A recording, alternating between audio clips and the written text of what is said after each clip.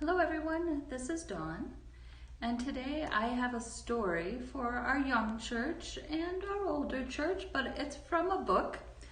The book is called Light by Jane Breskin Zalben.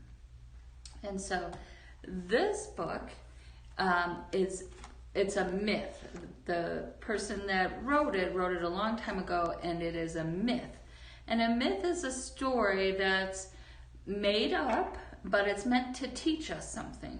And so we're going to read this book, and then at the end we'll talk about, well, what did it teach us? And so maybe we can figure it out.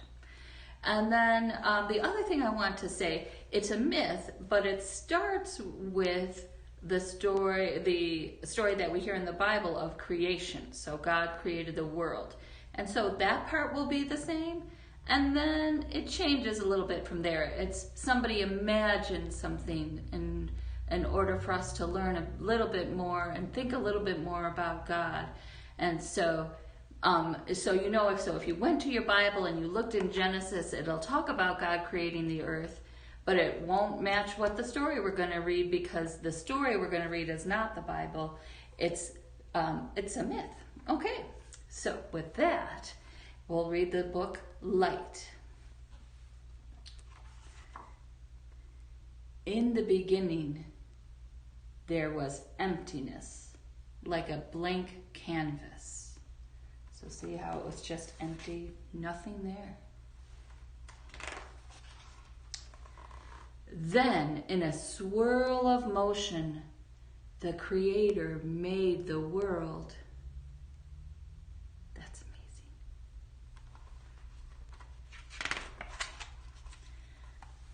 The sun, the moon, and the stars were born.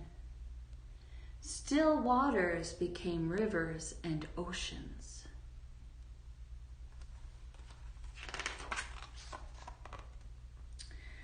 Land became deep valleys and high mountains, blossoming with lush plants, trees, and fruits.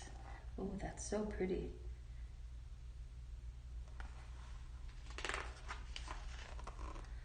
Animals of all shapes, sizes, and colors appeared in the water, on the land, and in the clear blue sky. Look at all those fish and the birds. It's nice. As a finishing touch, the Creator wanted to paint everything with a special kind of light, so the world would shine with goodness. The light was so powerful, it had to be stored away in a huge jar.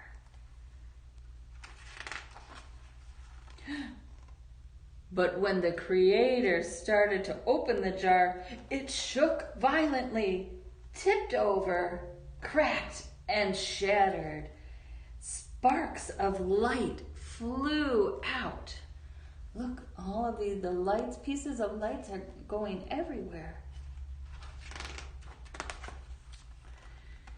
The Creator couldn't find the missing pieces alone. Who could help? Birds, frogs, beasts? Then the Creator had an idea.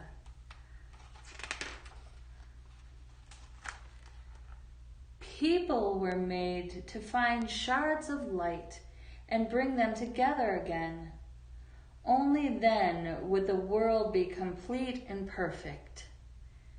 People searched far and wide. They spied pieces sparkling on blades of grass, shimmering on sea kale, and glistening on insect wings.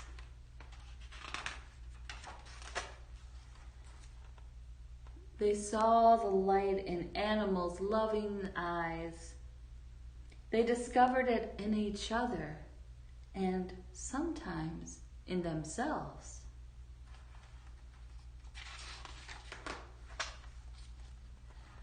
Whenever people found the light, they felt contentment, joy, and peace. When they shared it with one another, there was no more hate, hunger, fear, or war.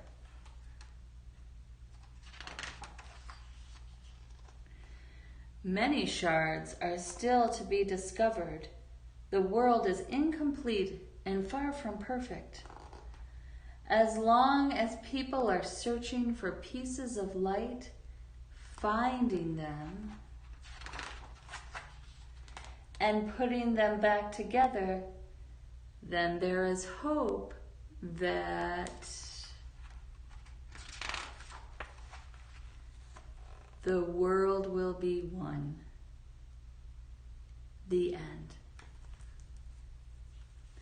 So, that story started out like what we hear in the Bible when God creates the world in 7 days and creates animals and creates people.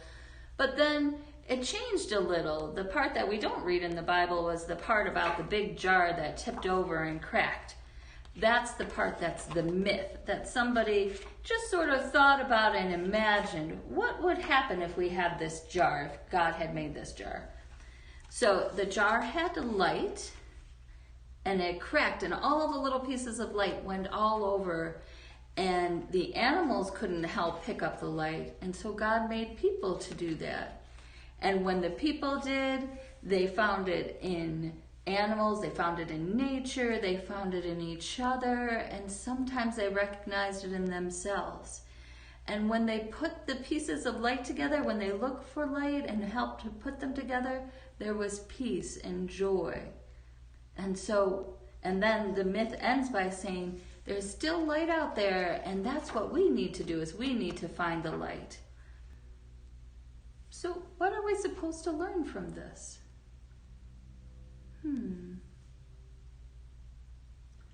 Are we supposed to look for God's light in our world? And that we can find God in nature, and we can find God in each other, and recognize God's presence in ourselves? And when we look for that goodness and find the goodness, that's when we have peace and joy. And so today, maybe if you want to talk to your family about where you might each find that piece of light, where is one place today that you found a piece of God's light? And share that and ask your family members where they found their light too. And then together, when you put them, all those stories together, remember that we are together as one, and that we love each other and we're united. And so I hope you have a great day.